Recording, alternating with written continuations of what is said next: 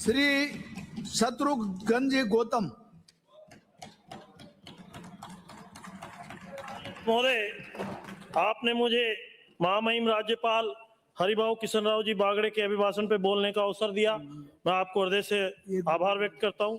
राज्यपाल महोदय का अभिभाषण सरकार की कार्य योजना का प्रतिबिंब समाज में एक सकारात्मक संदेश के रूप में देखा जाता है।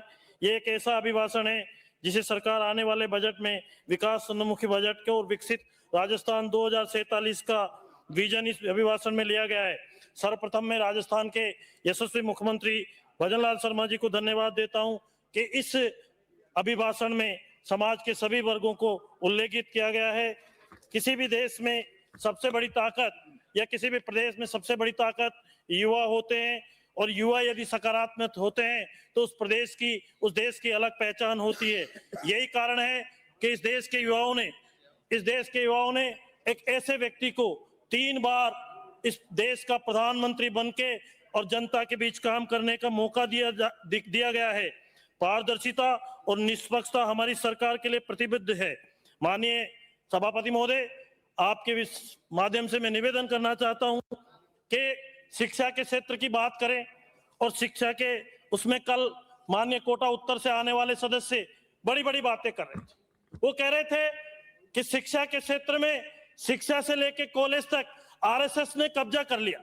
मैं कहना चाहता हूं माननीय सभापति महोदय कि आरएसएस एक ऐसा संगठन है, एक ऐसा विचार का संगठन है जो देश के अंदर रचनात्मक काम, चाहे कोरोना की भीष्म विभीषिका हो या कोई भी कार्य हो, एक अलग पहचान के लिए राष्ट्रीय स्वयंसेवक संघ जाना जाता है। हम ऐसे संगठन को हमारा आदर्श माने जो अलगाववादी है।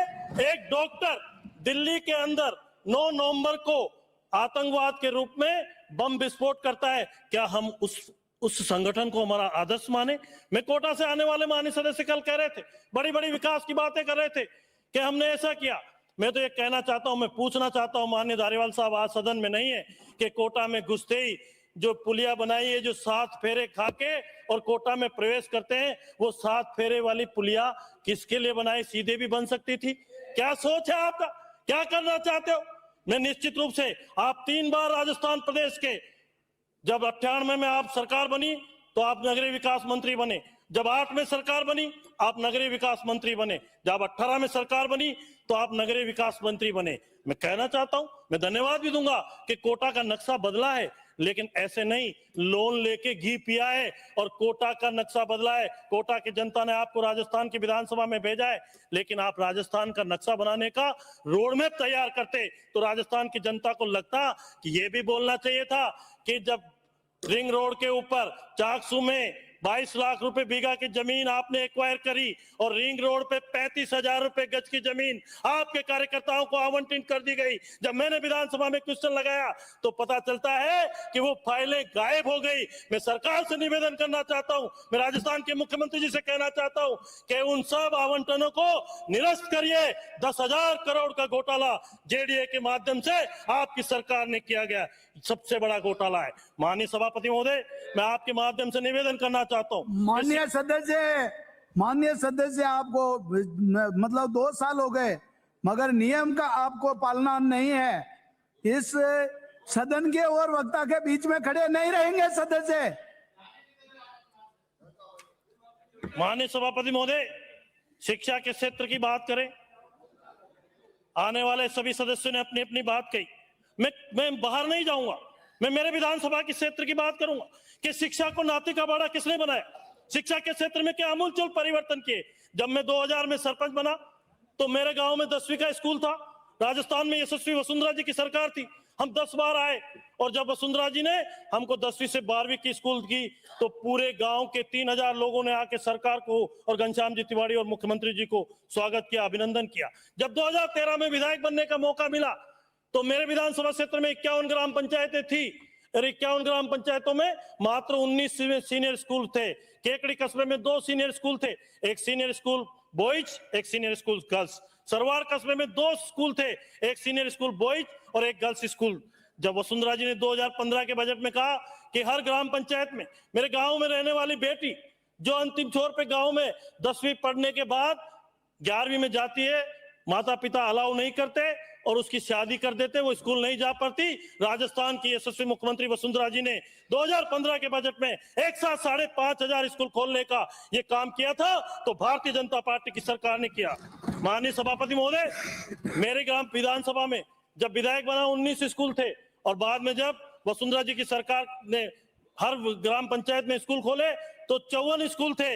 लेकिन मैं निवेदन करना चाहता हूं कि अब जब आपको लगा कि हम नहीं आएंगे, तो 22-23 में मेरे केकड़ी ब्लॉक में 34 सीनियर सेकेंडरी स्कूल और 8 Mahatma Gandhi English medium school और 1 रेजिडेंशियल स्कूल, सरवाड़ ब्लॉक में भी इसी तरह 39 और 8 महात्मा गांधी इंग्लिश मीडियम और 1 स्कूल 48 स्कूल, और सावर ब्लॉक में भी 36 स्कूल। माननीय सभापति महोदय, केकड़ी की जनसंख्या आज 50,000 है और केकड़ी में 3 सीनियर सेकेंडरी स्कूल है, बॉयज, गर्ल्स और पायलट, और सरवाड़ की जनसंख्या 20,000 है और वहां पे 6 सीनियर सेकेंडरी स्कूल है। आपने खोले, आपने उसके लिए बजट एलोकेट किया होता, आपने अध्यापक लगाए होते, आपने टीचर लगाए होते और किया होता। आज आप ये कहते कि साहब ऐसा हो गया 2 साल के अंदर। मैं कहता हूं कि ये पवित्र सदन है, सबको चिंता करनी चाहिए। सरकारें आती है, सरकारें जाती है, लेकिन आपके किए हुए काम जीवन भर याद रखते हैं। आप ऐसे उदाहरण दें कि हमने ये किया है। मैं निवेदन करना चाहता हूं कि डीएमएफटी में अभी राजस्थान की सरकार ने, जिला प्रशासन ने मेरे विधानसभा क्षेत्र में 55 करोड़ रुपए स्कूल के कमरों के लिए दिए हैं।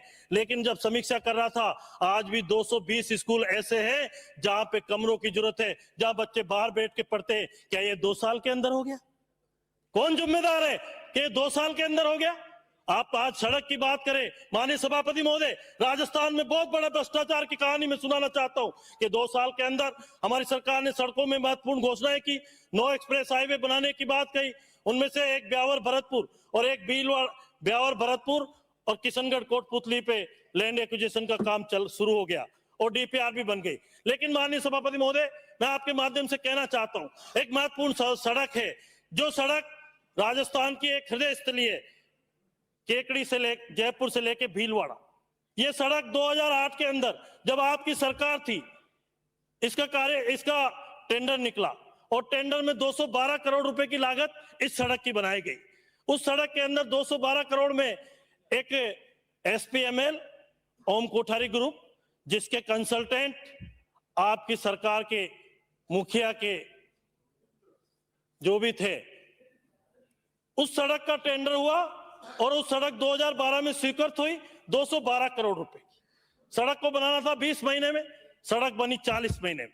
2024 में आपने टोल चालू किया, 2014 में आपने टोल चालू किया और टोल के अंदर आपको बैंक के 200 करोड़ का लोन लिया। आपको बैंक की किस्त के लिए 10 लाख रुपए देने थे, डेली के टोल आता था 6 लाख रुपए डेली। राजस्थान की यशस्वी मुख्यमंत्री वसुंधरा जी ने मार्च 2018 के बजट में टोल माफ किया। अब आपको लगा कि अब क्या करें, हर कंसेशनर का उस पर्सोनेट में उस समय सीमा में टाइम बढ़ा दिया गया। आपने टाइम नहीं बढ़ाया, आपने एक एप्लीकेशन देके टाइम स्पेंड किया। जब 2018 के दिन आचार संहिता लगी, माननीय सभापति महोदय, आपने विड्रॉ कर लिया और विड्रॉ करके आप आर्बिट्रेशन में चले गए। आर्बिट्रेशन से ऑर्डर हुआ कि 580 करोड़ रुपए सरकार देगी ठेकेदार को, और सरकार ने कोई उचित माध्यम से पैरवी नहीं की। 58 करोड़ रुपए सरकार ने कॉन्ट्रैक्टर को दिए। सरकार हाई कोर्ट गई, हाई कोर्ट में आपने पैरवी नहीं की। सरकार सुप्रीम कोर्ट गई, सुप्रीम कोर्ट में भी आपने पैरवी नहीं की और सुप्रीम कोर्ट में हार गए। जब आया, पीडब्ल्यूडी की सड़क थी, एक ही दिन के अंदर पीडब्ल्यूडी से ऑर्डर हुए, एक ही दिन में फाइनेंस से ऑर्डर हुए, फाइल क्लियर हुई, 200 करोड़ रुपए ठेकेदार को दिए गए, 150 करोड़ रुपए टोल ले लिया गया, 58 करोड़ रुपए एक दिए। ऐसा रास्ता आप ही जानते हैं कि 200 करोड़ रुपए लगाने के बाद 400 करोड़ रुपए 5 साल में ले ले और उस ठेकेदार का कुछ नहीं बिगड़े। किसकी मेहरबानी थी? माननीय सभापति महोदय, ये आज महत्वपूर्ण सड़क है, इस पे 8 विधायक है। माननीय सदन के नेता, राजस्थान के यशस्वी मुख्यमंत्री भजनलाल शर्मा जी की भी इसमें सड़क है, 8 किलोमीटर उनके विधानसभा क्षेत्र में आती है। माननीय बगरू से आने वाले कैलाश जी की भी सड़क है, 8, 10, 12 किलोमीटर इनकी भी आती है। चाकसू से आने वाले माननीय सदस्य रामोतार जी की भी सड़क है, 10 किलोमीटर उनकी भी है। प्रेमचंद जी जो फागी से आते हैं, दूदू से आते हैं, उप मुख्यमंत्री जी की भी सड़क है करीब 30 किलोमीटर की। टोडा राय सिंह मालपुरा से आने वाले माननीय सदस्य मंत्री महोदय कन्हैयालाल जी की भी सड़क है। मेरी विधानसभा क्षेत्र की भी 40 किलोमीटर की सड़क है। लाला राम जी बेरवा की भी सड़क है 50-60 किलोमीटर की, और उदयलाल जी बड़ाना की भी सड़क है ये 193 किलोमीटर की सड़क। आज रोजाना दुर्घटनाओं में काल का घास बनते हैं, बच्चे मरते हैं, छात्र मरते हैं। कौन जिम्मेदार है, कौन इसका बाध्य है? मैं कहना चाहता हूं डोटासरा साहब, सीबीआई से मांग कराने की आप लेटर लिखे सब मिलके, और इसकी जांच होनी चाहिए। दूध का दूध और पानी का पानी होना चाहिए। जो दोषी हो जिसको सजा हो। हम इस पे हमारी जिम्मेदारी कहीं तय होनी चाहिए, हमारी जवाबदेही कहीं तय होनी चाहिए। हम आते हैं एक दूसरे पे लगे। आज राजस्थान 2 साल में बर्बाद हो गया। आपने तो आबाद किया, आपकी वजह से राजस्थान। माननीय सदस्य, आपकी बात से मैं सहमत हूं। आपने गिनती कराए विधायक है, मेरे मेवाड़ के सारे विधायक इसी रोड से आए हैं। अगर ये बन जाए तो शॉर्ट पड़ती है। धन्यवाद। इस सड़क, धन्यवाद माननीय सभापति महोदय। ये राजस्थान की मुख्य सड़क है, और यही बात मैं कहना इसलिए चाहता हूं। आज आप हम सब बात करते हैं कि ऐसा आपने कानून बनाया। कानून कब बना? पेपर लीक का, जब सब कुछ खेत पी गया, सब कुछ नुकसान हो गया, उसके बाद कानून बना। पेपर लीक की बात करें, बाबूलाल कटारा को राजस्थान के एसएससी मुख्यमंत्री भजनलाल शर्मा जी ने बनाया था, या अशोक गहलोत जी ने आरपीएससी का मेंबर उनकी सरकार में बना था? जो आरपीएससी का मेंबर कहता है कि मैं 1.5 करोड़ रुपए देके और आरपीएससी का मेंबर बनाऊं, क्या ऐसी घटनाएं होती? या ऐसा राजस्थान? इसके माननीय सदस्य विराजिए, आप बोलने का मौका आएगा। नेता प्रतिपक्ष बोलेंगे, जवाब देना। आपके नोट कर लो, आप नोट कीजिए, आप नोट कीजिए। अभी मंडावा से आने वाले माननीय सदस्य बोल रही थी, उद्घाटन की बात करें, चिकित्सा की बात करें। माननीय सभापति महोदय, राजस्थान ने कोरोना का कालखंड देखा है, और कोरोना के कालखंड में जो हुआ उस किसी से वाकई ऐसा नहीं है जिसमें रूह कांप जाती है। उस परिस्थितियों को याद करें तो क्या हुआ क्या नहीं हुआ। और मैं माननीय सभापति महोदय आपके माध्यम से कहना चाहता हूं कि इनको पता था कि हम नहीं आएंगे। मेरे केकड़ी में एक मातृ शिशु इकाई का 2021 में लोका शिलान्यास हुआ, 32 करोड़ की बिल्डिंग बननी थी, और 23 के अंदर अगस्त के अंदर उसका उद्घाटन हो गया, शिलापट्ट लग गए बड़े बड़े। माननीय सभापति महोदय, आज तक वो building taken over hand over नहीं हुई। आज तक टिल टुडे उनको ध्यान था कि हम नहीं आएंगे। गलती आपकी सरकार ने 23 आज तक बनाई नहीं ठेकेदार ने। अरे बिराजो, जब आपका नंबर आएगा जब बोलना। मैं बता रहा हूं किसकी गलती है। जो चीज है, आपने बड़ी बड़ी बिल्डिंगें बना दी। चिकित्सा मंत्री थे, आपने बड़ी बड़ी बिल्डिंग बना दी। सुपर स्पेशलिटी भी दे सकते थे, जिला चिकित्सालय बना दिया, बड़ी बड़ी बिल्डिंगें बना दी। माननीय सभापति महोदय, आपके पास न रोड मैप है, न विजन है, न सोच है।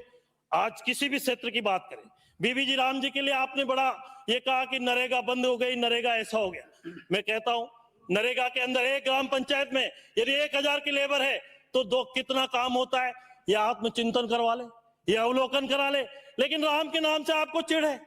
आप लोग कहते हैं राम परिकल्पना है। आपने सुप्रीम कोर्ट में हलफनामा दिया कि राम तो परिकल्पना है, राम तो पैदा ही नहीं हुए। अरे राम के नाम से क्यों चिढ़ते हो? सुबह उठने से लेकर रात को सोने तक राम का नाम लिया जाता है। और निश्चित रूप से आज अपन योजनाओं की बात करें तो मैं माननीय सभापति महोदय, भामाशाह योजना वसुंधरा जी ने बनाई थी राजस्थान में चिकित्सा के क्षेत्र में। किसने बदलाव किया? आज माननीय कल बूंदी से आने वाले सदस्य कह रहे थे कि पेमेंट नहीं हो रहा, पेमेंट नहीं हो रहा। मैं माननीय सभापति महोदय, भामाशाह योजना के बहुत सारे अस्पतालों के पेमेंट किस तरह से किस लेवल पे हुए थे, ये राजस्थान की जनता और सब लोग डॉक्टर अस्पताल वाले भली बाती जानते हैं कि 10% देने के बाद उनका भुगतान हुआ था कि नहीं हुआ था 18 से 23 के अंदर। योजनाओं का नाम बदले, आप करो तो प्यार, आप करो तो प्यार, हम करें तो जाने क्या। ऐसा नहीं, ये हमारी सबकी जिम्मेदारी है। हम सदन में हैं और हम सब जिम्मेदारी के पद पे हैं। 4-5 लाख लोगों का प्रतिनिधित्व करते हैं, तो कहीं न कहीं सोच के हमें करना पड़ेगा।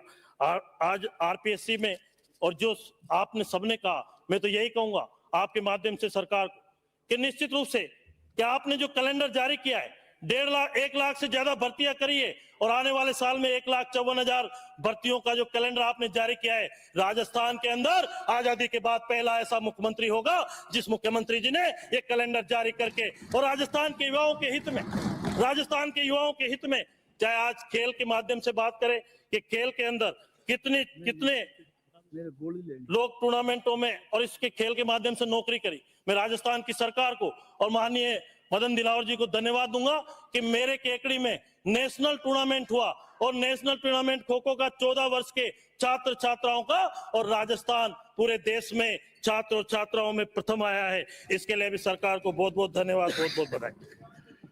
आज जिलों के गठन की बात करें माननीय सभापति महोदय, अरे जिले बनाने थे तो आप 19 में बनाते, आप 20 में बनाते, 21 में बनाते, 22 में बनाते। आपको लगा कि अब नहीं आएंगे हमारे नेता, कौन कौन से हारेंगे, कौन कौन से, उनको बुलाया गया, अरे केकड़ी से 2000 आदमी लेके आओ।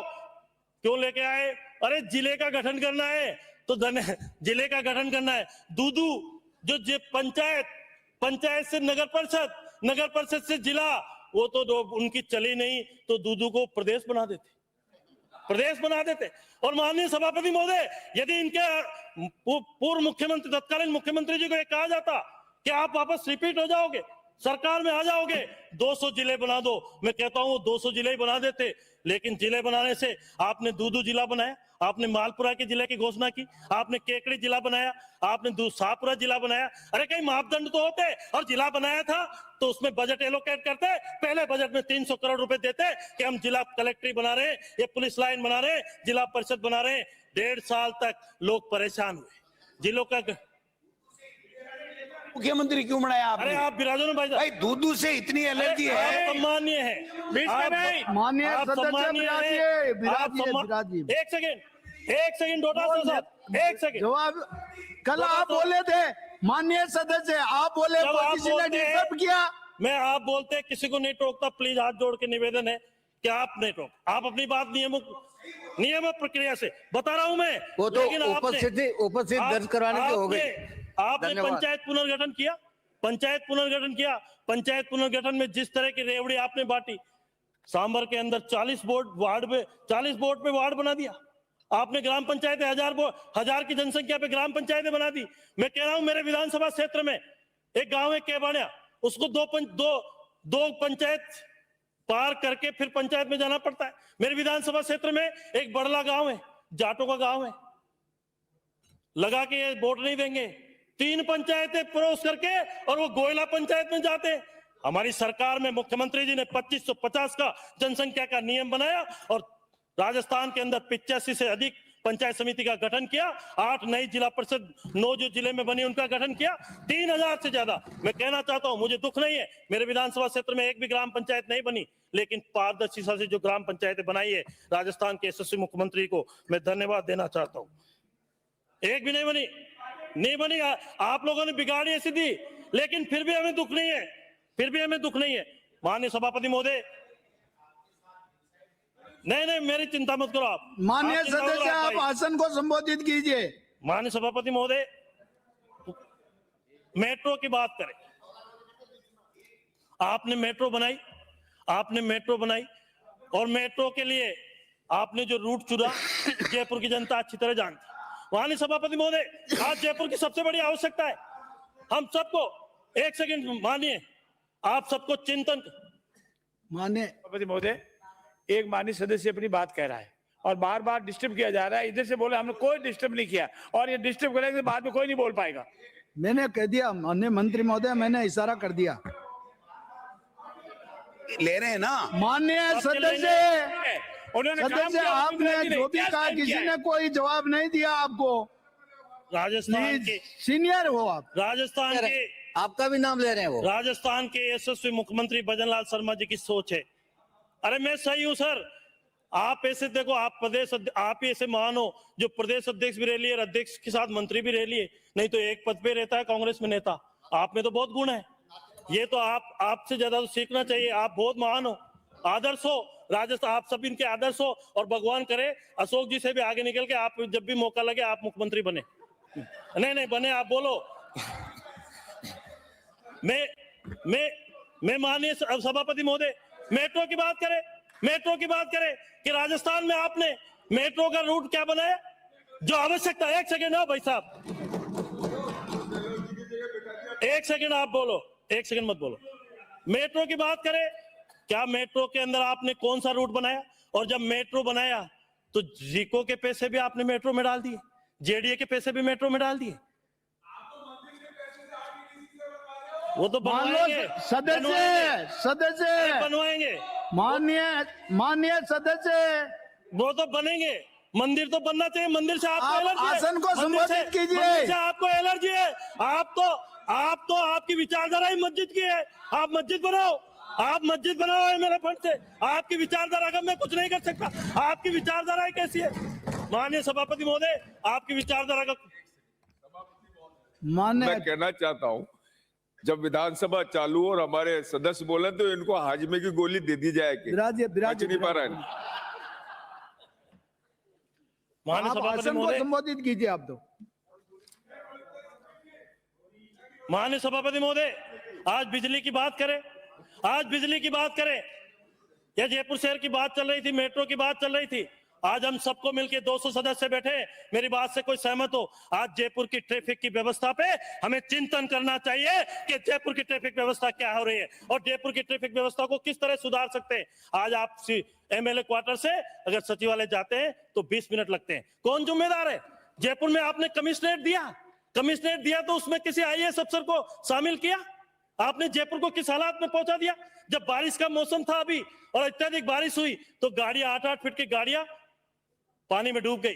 कौन जिम्मेदार है? हमें एक व्यक्ति पे आरोप लगाने से काम नहीं चलेगा। सबको मिलकर सदन में चिंतन करना चाहिए कि जयपुर की दशा सुधारनी है। अरे गलती आपकी है, कमिश्नरेट आपके मुख्यमंत्री जी ने बनाया था, वो कोटा से आने वाले नहीं है, माननीय सदस्य उत्तर वाले नहीं है। जो जयपुर जो जिस समय कमिश्नरेट बना था राजस्थान की नहीं, देश के अंदर जयपुर कमिश्नरेट को सबसे ज्यादा पावरफुल है।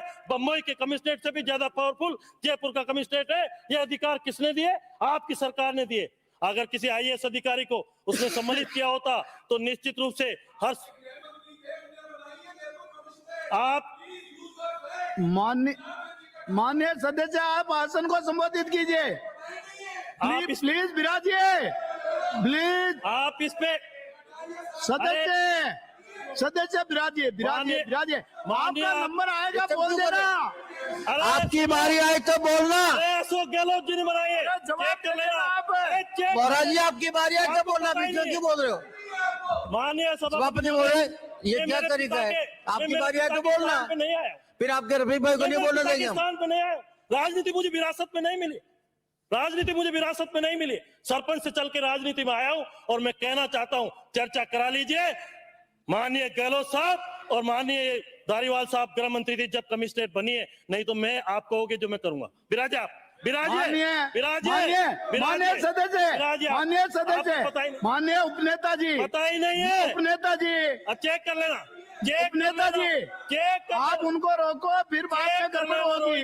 ये अनुशासन रखे। मुझे राजनीति विरासत में नहीं मिली, आंकड़े और तथ्य के आधार पे आता हूँ।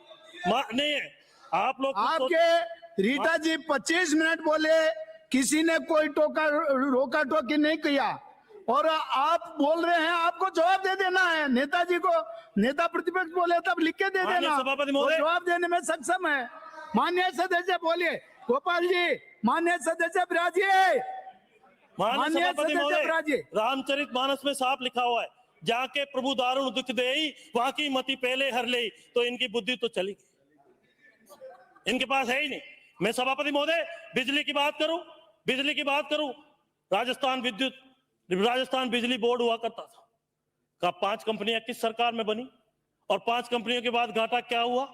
और जब आपको लगा 23 में कि हम नहीं आएंगे, आपने कहा घरेलू कनेक्शन, किसान के कृषि कनेक्शन सारे एक साथ जारी कर दिए। क्या उसके लिए फंड दिया? क्या उसके लिए फंड अलॉट किया? क्या उसके लिए कार्य योजना बनाई? आपके पास ट्रांसफार्मर नहीं, बिजली के पोल नहीं, तार नहीं, और फिर आज सबके डिमांड जमा कर लिए। आज किसान रोते हुए बिलबिलाते हुए आता है कि मैंने डिमांड जमा कर दिया, 1 साल हो गया, मेरे को कनेक्शन नहीं है। क्या ये संभव है? माननीय सभापति महोदय, कहीं न कहीं जिम्मेदारी तो तय होनी चाहिए। क्या ये लगे कि हम नहीं आएंगे, इनको बर्बाद कर दो, हम तो बर्बाद है, इनको भी बर्बाद कर दो, तो आने वाला रोएगा। आप कर्जा डाल के, जो कर्जदार बाप होता है ना, वो अपने ऊपर बहुत सारा कर्जा करके और आने वाली पीढ़ी को बर्बाद कर जाता है। माननीय सभापति महोदय, मैं आपके माध्यम से कहना चाहता हूं, हम सब सामाजिक जीवन में जीते, हम सब पारिवारिक जीवन में जीते हैं। घर में यदि बेटे की शादी होती है और वो बहू आती है तो 2 महीने साल भर में ये नहीं कहना चाहिए बहू अच्छी है बहू खराब है। वो बहू के 2 बेटे हो जाए और स्कूल जाने लग जाए, 8वीं में 5वीं में आ जाए ना, तब उसका आकलन करना चाहिए कि बहू अच्छी है कि खराब है। माननीय सभापति महोदय, सरकार के पहले दिन से आप कह रहे हो ऐसा कर दिया वैसा कर दिया। क्या आपने राम राज्य स्थापित कर दिया था? क्या आपने सोने की ईंटें लगा दी थी? आपने जयपुर को कहां पहुंचा दिया था? अगर ऐसा ही था तो आप इधर ही बैठते ना। आपके जादूगर साहब 98 में 156 सीट लेके आए माननीय सभापति महोदय, और जब 2003 आया तो 100 कम हो गए। 2008 में 93 आई, 2008 में 93 आई और फिर 13 में 21 पे रह गए। 2018 के अंदर फिर 92 में 93 आई और फिर आप 78 पे रह गए। कहां गया जादू? कहां गई वो सोशल वेलफेयर की स्कीमें? क्या परिस्थितियां थी?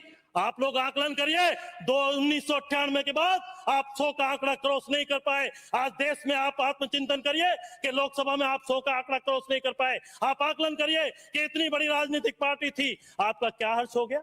और फिर भी आप कहते हो ऐसा हो गया वैसा हो गया। अरे सकारात्मक रूप से जनता में जाके काम करिए और आत्मचिंतन करिए कि आपकी स्थिति क्यों हुई, आप जनता के काम क्यों नहीं कर पाए, क्या कमी रही। आज योजना बनाने की बात करते हैं, ट्रांसफर पोस्टिंग की बातें करते हैं। कैसे ट्रांसफर होते थे पिछली सरकार में? सब जानते थे। 2 विधायक जाके कलेक्टर एसपी बदलाया करते थे, धमकाया करते थे। तो निश्चित रूप से माननीय सभापति महोदय, जो विकास के लिए जो ये राज्यपाल का अभिभाषण है, निश्चित रूप से ये राजस्थान के विकास के लिए एक बहुत महत्वपूर्ण डॉक्यूमेंट है। इससे राजस्थान का विकास उन्मुखी बजट जो 11 तारीख को आने वाला है, निश्चित रूप से ये जो भ्रम है जो आप लोगों के साथ हुआ, मैं कह सकता हूं कि राजस्थान ये यशस्वी मुख्यमंत्री भजनलाल जी की सरकार 2028 में वापस बहुमत से आएगी और आप इधर बैठोगे, आप वापस इधर बैठोगे। आपकी सोच ये जो कि आप लोग अपने उप मुख्यमंत्री को कह सकते हो नकारा है, निकम्मा है, नालायक है, होटल में रहोगे, एक दूसरे पर आरोप प्रत्यारोप करोगे और जनता में जाकर माफी नहीं मांग सकते, जनता को बता नहीं सकते कि हमसे गलती हुई है, हमें माफ करो, हम आपके साथ आएंगे। आज निश्चित रूप से माननीय सभापति महोदय, जिस तरह के हालात विकसित इस राजस्थान में बने, उसके जिम्मेदार क्या ये 2 साल है? कहीं कहीं अरे बहुत है बोलने को, बहुत है, हमें पता है, आपके बारे में भी बोलने का पता है, बहुत सारी चीजें हैं। माननीय सभापति महोदय, अभिभाषण पे बोल रहे हैं, बोला एक पूरा आप पे आप बोलना।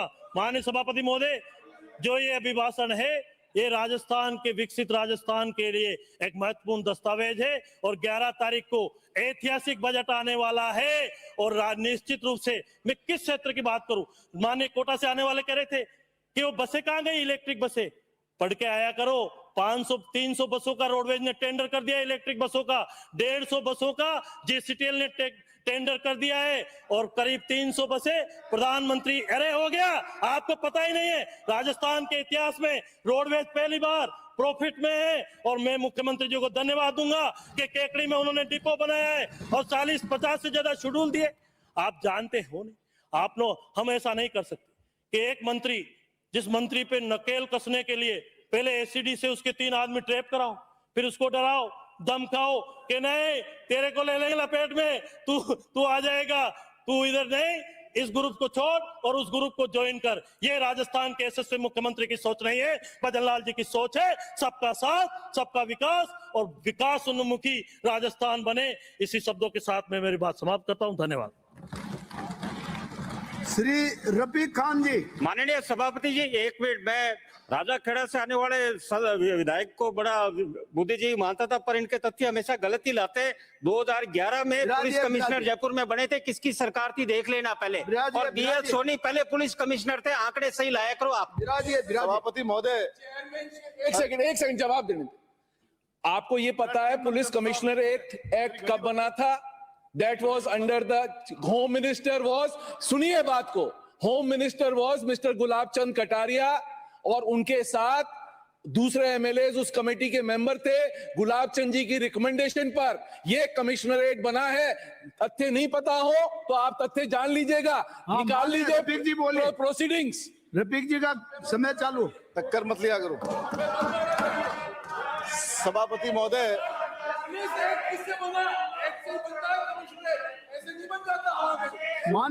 माने सदस्य विराजिए, मंत्री महोदय, अरे मंत्री महोदय, मंत्री महोदय विराजो, विराजिए विराजिए विराजिए ये टाइम जीरो कराओ, आप टाइम जीरो विराजिए। टाइम जीरो कराओ। सभापति महोदय, आपने मुझे राज्यपाल श्री हरिभाऊ किशन राव